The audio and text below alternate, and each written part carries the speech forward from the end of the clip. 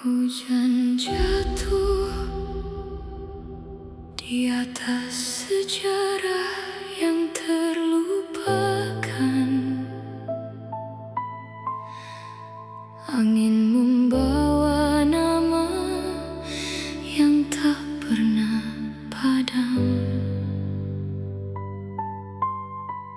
Karbala. Peristiwa ini bukan sekadar darah, bukan sekadar tragedi. Ini adalah cinta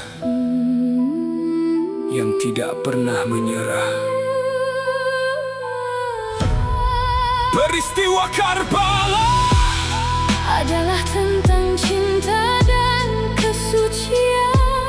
Imam Hussein bukan hanya nama dalam sejarah, Tapi paragon dari cinta yang tidak tunduk pada dunia. Mereka menyebutnya tragedi, mereka menuliskannya sebagai luka. Tapi aku melihat sesuatu yang lebih dalam dari air mata. Sebuah jiwa yang tak pernah tunduk pada rantai kekuasaan. Sejarah berbicara dalam lembar yang retak, ditulis oleh suara para sejarawan kuno. Al-Tabari, Al-Balajuri, Ibn Katsir. Mereka mencatat apa yang waktu tak bisa hapus. Tapi di balik tinta dan riwayat ada cahaya yang tak bisa dibatasi narasi. Hussein berdiri di tempat kebenaran tak dilindungi, di dunia yang memuja kekuasaan dan materi, yang meninggalkan kenyamanan bukan untuk perang, tapi untuk panggilan yang lebih suci dari segalanya.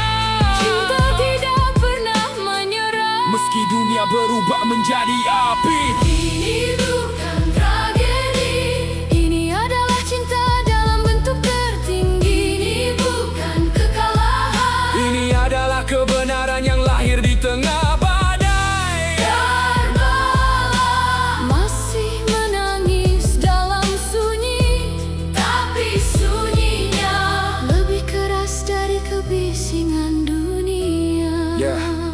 Ya, mereka menyebutnya konflik, aku menyebutnya kesadaran. Ketika kekuasaan kehilangan arah moral, Hussein tahu akhir sebelum semuanya dimulai. Namun tetap melangkah di jalan yang ia pilih. Bukan untuk kerajaan, bukan untuk tahta, tapi untuk mereka yang tertindas di bawah dunia. Mata sufi melihat lebih dari sekadar pedang. Mereka melihat makna di balik luka yang panjang. Jika kebenaran harus dibayar dengan seluruh jiwa, maka biarkan aku menjadi saksi atas cahaya itu.